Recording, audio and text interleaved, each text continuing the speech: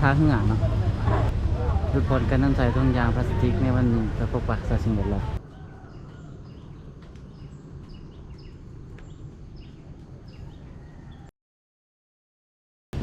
สบายดีตอนเสาร์เนาะมื้อนี้ก็มาย่างเอาบรรยากาศในสว่างเสาร์ซึ่งมื้อนี้ฟ้าก็มืดครึ้มแต่ว่าอากาศเย็นดีเนาะแล้วกำลังจะขึ้นไปยอดภูสีอากาศตอนเสาร์รู้สึกว่าเย็นเนาะ เย็น ฟ้ามืดเย็นเหมาะแก่การนอน เพราะว่าเมื่อคืนนี่ฝนตกเมื่อคืนเนาะมันมาเศร้าในส่วนตอนตอนประมาณ5:30นี่แหละมั้ง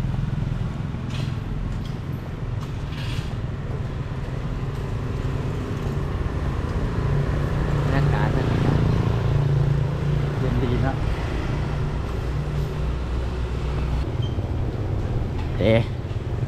โซนนี่เนาะโซนนี่แหละที่ว่าเขาเจ้าเฮ็ดนะ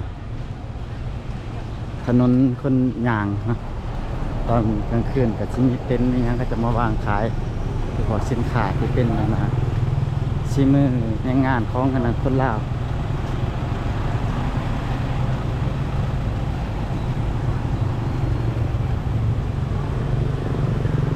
แต่ก็จะเป็นโซนที่เขาเจ้ามานั่งซิวมันกินอาหารเนาะมีตำมีงั้นไรอย่างอันนี้ก็เป็นจุดที่ว่าเอาไว้สำหรับชิมที่เนี่ยโอ้หมื่นอยากซื้อนั่นซื้อปะจียาวๆหน่อย จีวะ ก็ชัวโมเมนต์มีแต่ฝรั่งยาว ของคนลาวกันใหญ่ยาวคือกัน ตลาดสว่างหลวงเก่าเนาะอันนี้เพิ่นก็จะเปิดประมาณ2 เช้าพุ่นละเนาะ8:30 9:00พุ่นละแล้วตอนเช้าเฮาสิหลังจากที่เฮากินข้าวเช้าแล้วเฮาจังสิเขาเนาะแต่ว่าอยู่ในเพิ่นกันน่าจะบ่หายไทยฮู้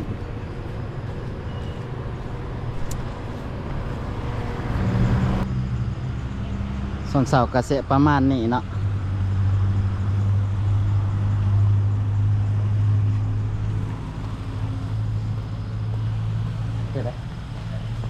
ไปซื้อปีวะเอาสิไปซื้อปีอยู่นัดเนาะไปจะขึ้นไปถึงไปตอนจะเป็นกี่บรรยากาศตอนเช้ามันลมโลกตึงแต่มือใดนี่ต้นยังวะมันมือเช้านี่วะฝาลมไปหาเสียได้ทดสอบแข้งขาแห้งพอได้ว่า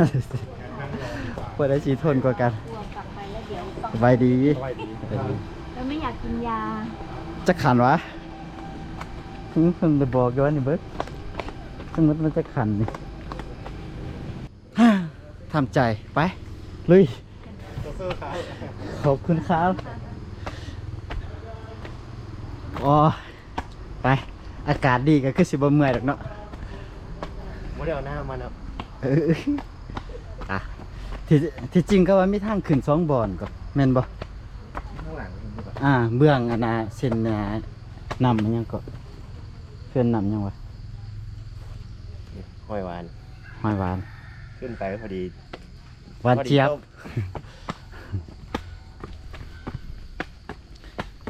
อันเบื้องนี้จะขึ้นอีกฝากเบื้องนั่นนะตลาดสว่างเนาะแต่ว่าอีกเบื้องหนึงแม่นจะขึ้นเบื้องได้วะฝากน้ำข้านเบื้องนั้นเนาะแต่บ่ฮู้ว่าเบื้องใดมันสิจะสั้นกว่า หอยหวานมันก็ได้ มันป่าที่ หอยหอม มันบอกว่าอุดมสมบูรณ์ พอดีขึ้นไปกลับลงมานี่ ไงอาดลาด ได้หอยต้มหม้อนึง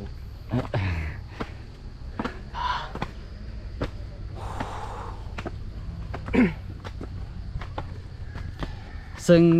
ขึ้นซึ่งว่าจุด ชมวิวอยู่เทิงผู้นี่เนาะมันก็จะงามในแม่นสว่างยามแรงเนาะแล้วก็ยามเช้า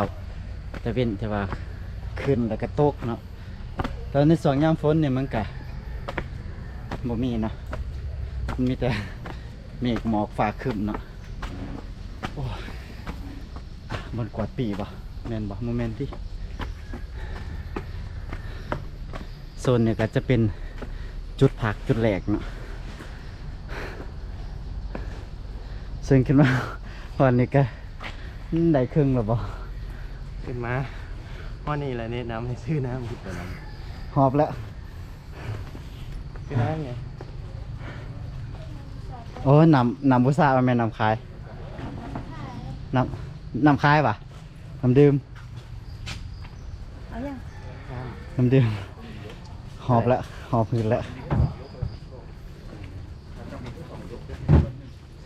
2 ตุก เอาตัวบเย็นก็ได้เอานี่เลยบ่ อะไรกับ ตุกอะไรบ่ฮู้ ถึงแล้ว อู้ยุ่งหลายเถอะวะ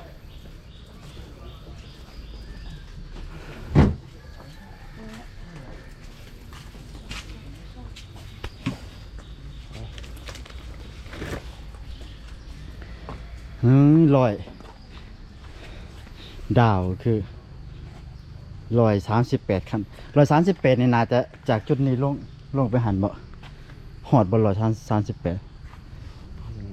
แล้วตัวนี้นี่190นี่ นั่นขึ้นไป ขึ้นไป รวมทั้งหมดนี่แมน300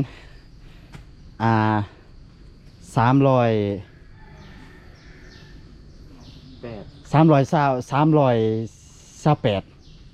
328ขันแม่นบ่ 308 ไปรู้สึกว่าขานี้มันเริ่มออกอาการแล้ว มันรู้สึกว่ามันจะเมื่อยแล้วทุกร้อยแล้ว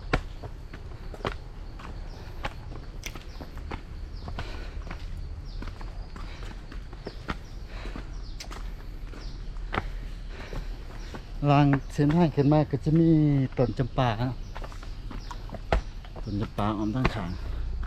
อากาศก็เย็นได้ยินเสียงไก่ขันเสียงนกเสียงหยังเห่าแล้วก็เสียงหอบ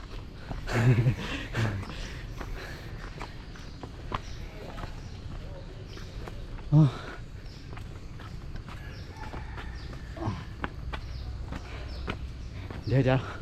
ขอตัดผ่าไปตอนหอดเลยซะ ตอนนี้รู้สึกว่าเมื่อยว้าว สุดท้ายชูส้นจากขันแรกกันหอดขันสุดท้ายเนาะที่ตายก็มาหอดแล้วก็มาเบิ่งวิวกันเนาะโอ้วิว ไปเอาไปเบิ่งวิวเทิงกัน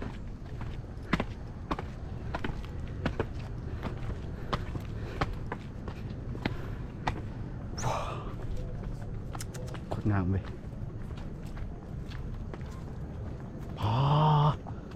งามแท้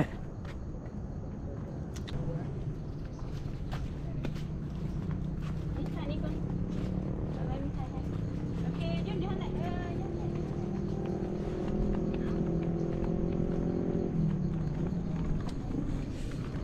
ไปหอดเวลากลับลงแล้วบัดนี้เนาะตอนนี้เพิ่นแกเป็นเขตที่ห้ามบินโดรนเนาะเอาผามุมสูงน่าจะขั้นสิบินก็ต้องได้ปลดล็อกเนาะแต่ว่าเฮาก็บ่อยากเสี่ยงก็เลยว่าเลือกที่ว่าจะบ่บินดีกว่าเนาะถ้าน่าจะไปเก็บมุมอื่นเอาเนาะ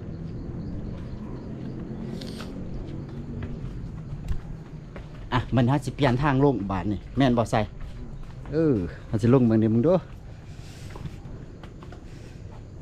ยามฝนนี่กะยุ่งหลายเนาะผู้ใดสิขึ้นสวงเสาบ่ตอนแรงบ่กะคันมีแนวท่ากันยุ่งกับยิ่งเป็นกันดีเนาะซึ่งก็เองก็ถือไปแล้ว 2-3 ตัวเนาะมันเป็นตัวบางแง่อ๋อโมเมนต์พี่แม่นสมบ่แม่นแหละแม่นตัวทางลูก คือเนี่ยมัน เขาก็ว่ามันมีทางขึ้น2เบื้องนะโอ้เด้เบิ่งแม่นบ่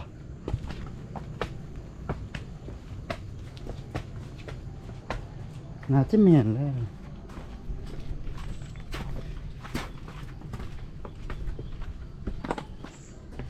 นี่ดิในทางลงเนาะทางลงเบื้องน้ำข้านตัวนี้300 เมตรโอ้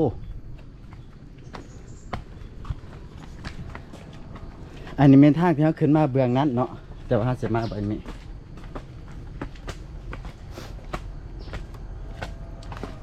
บรรยากาศเป็นจะได้ใส่โคตรดีเนาะแบบมื้อนี้เขารู้สึกว่าตอนเช้านี่ฟ้าเปิดเนาะ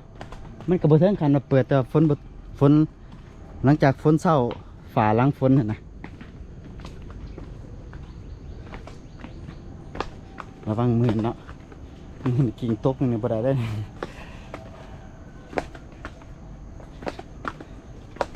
โอ้เบื้องนี้ก็ยังบ่ทันเคยลงเคยขึ้นจักเทื่ออันนี้ก็เป็นครั้งแรกเนาะ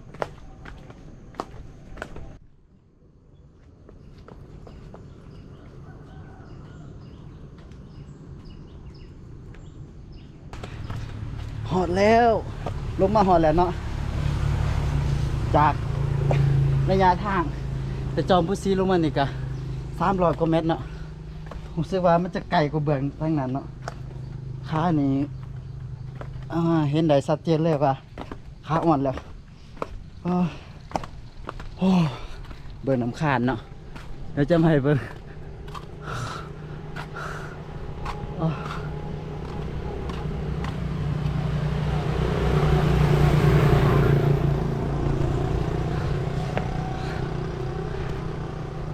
อาการเห็นได้ชัดเจน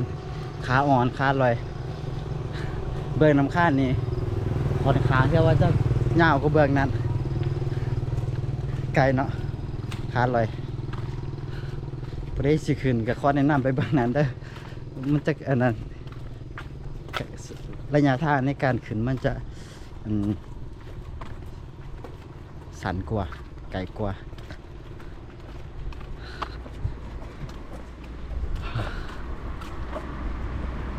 ได้สิไปทำซุปเปอร์บอทครับหลังจากเพิ่นขึ้นในครั้งแรกก็จะได้ น้ำหนักหายประมาณ2 ขีด เดี๋ยวไปเติมใหม่วะ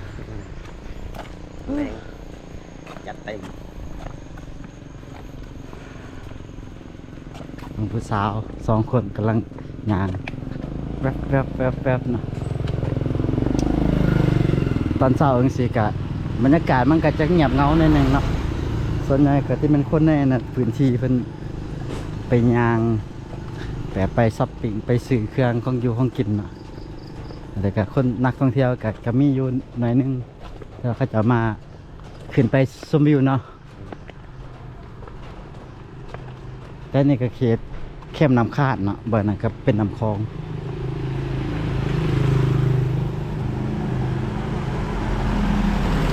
ส่วนเท่านี้ก็น่าจะเป็นหารอาหารห้องแฮม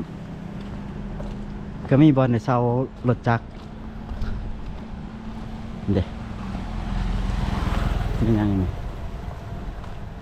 อาหารอิตาเลียนวะแม่นแหละอันนี้ก็จะเป็นอาหารลาวเฮามีเฟอร์มีสลัดหนามีขวานมีแกงนี่เป็นอาหารลาวเฮาแหละเนาะ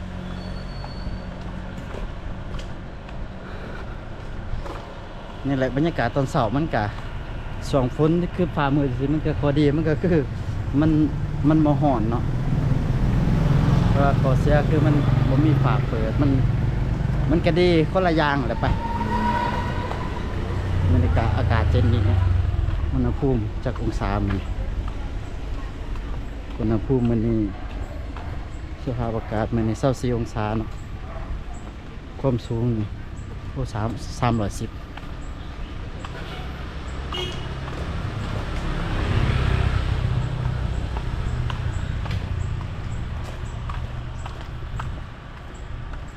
นี่ห้อยแบบนี้น่าจะแม่นขยายทางบ่รู้ว่าฝังท่ออีหยังก็บ่ฮู้เนาะ เพิ่นก็น่าขยายทางนี่น่าจะบ่แม่นเพราะว่าห้อยทั้งข้างนี่ก็ยังคือเก่าอยู่น่าจะฟังพอยังจักอย่างนี่แหละเนาะ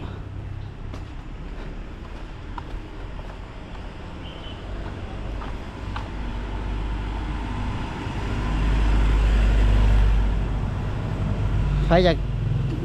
ชมเมืองกะจะมีอยู่หลายทางให้เลือกเนาะหนึ่งเสารถจักรสองมาเลแมนสองมาเลแมนรถถีบเนาะสามมาเลแมนยาง สี่มากกับว่าได้เอารถใหญ่มากกับรถใหญ่เลาะเนาะแต่ว่ารถใหญ่เลาะเดี๋ยวค่อยคือแบบมันคือสิบ่อยากเหมาะกันได้เว้ยมันต้องมีแต่3อย่างแหละที่ว่ามาเนาะยางรถถีบรถจักรเนี่ยทางนี้เนาะ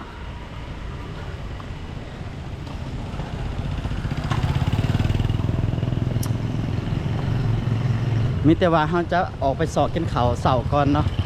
แล้วก็ไปส่งแขกเพิ่นไปเฮ็ดกิจกรรมของเพิ่นแล้วเราก็สิไปสอบกินข้าวแล้วก็เก็บบรรยากาศเนาะสำหรับตัวนี้ก็บ๊ายบายแบตเบิด